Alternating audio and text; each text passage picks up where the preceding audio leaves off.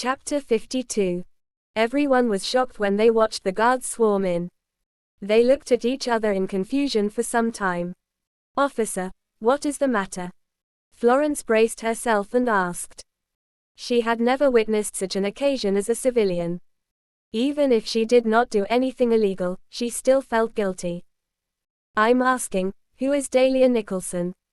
The officer spoke in a somber tone with a hostile look in his eyes.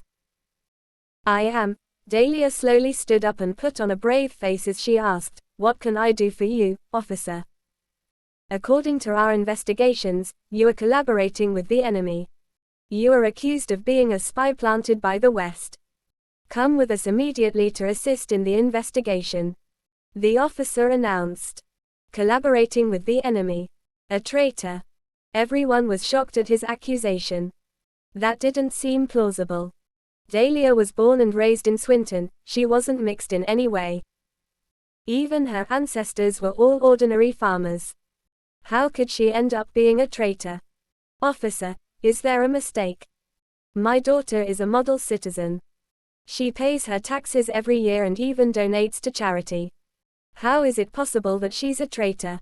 Florence asked in shock. "That's right. My sister is innocent. You shouldn't spew nonsense."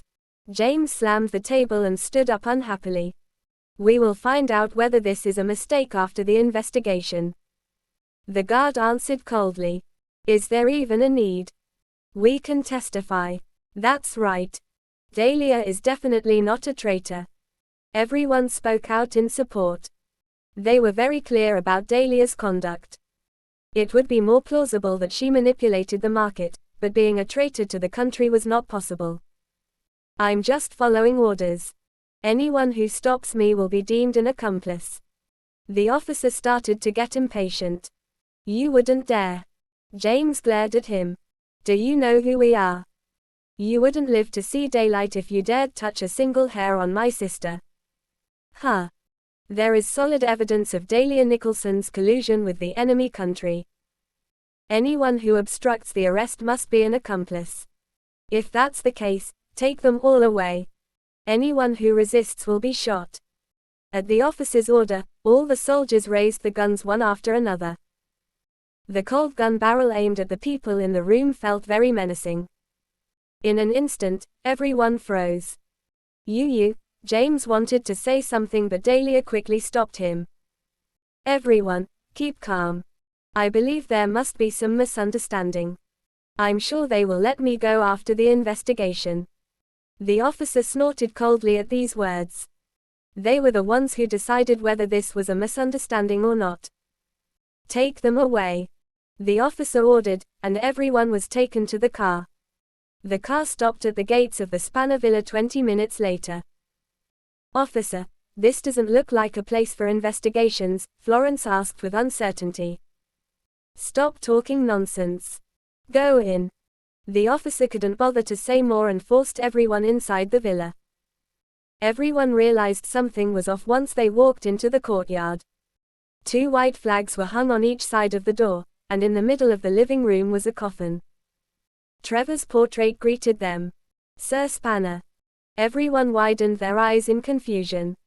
As for Dahlia, she started to feel uneasy. She realized she must have walked into a trap. "Is everyone here?" Just when everyone was left wondering, a burly Travis walked out imposingly. His sharp eyes and menacing stance felt so overbearing some couldn't breathe.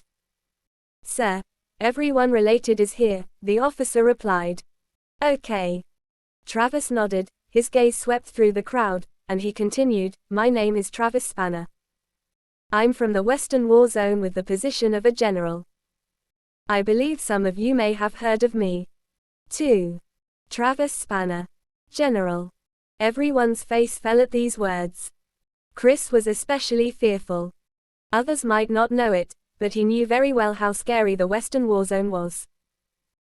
Only one who was experienced in battle and had strong military control could obtain this position. Even the Mighty Three had to show their respect in the face of this man. In this world, money and status were far inferior to power. Rich people did not necessarily have power, but people with power must have money. This man before him was the prime example of someone with money and power. The point was his power came from the military. He could convict anyone of any crime in just a word. For example, treason. I don't want to waste time, so I'll just ask one question. You'll survive if you answer honestly. Otherwise, you'll be convicted for the crime of treason. Travis threatened without beating around the bush. General, we will fully cooperate with the investigation. Florence nodded, her legs trembling with fear. She had no choice. This man's demeanor was too domineering. All right. Let me ask you, did my brother's death have anything to do with you? Travis asked. The crowd got anxious as soon as he said those words. No. It has nothing to do with us. We don't know anything. Yes. We're all innocent. General. You must be mistaken. We have nothing to do with Sir Spanner's death. Everyone shook their heads in fright. They would definitely lose their lives if they admitted to such a thing. Is that so? Travis snickered coldly. He waved his hand without another word and ordered, Edward, take a look at these people. I'm coming. Edward slowly limped out of the room. As his gaze fixed on Dahlia, he immediately took on a lustful expression. However, his lust quickly turned to resentment. Now that he had become crippled, he wouldn't feel anything even before this exquisite woman. Since he couldn't get her, he would rather destroy her. At this thought, Edward's face contorted into a nasty look. Uncle. It's her, Dahlia. My dad's death must have something to do with her. Edward pointed at Dahlia, then turned around and pointed at Chris, shouting, and him. He also has a grudge against me. He might be suspicious too.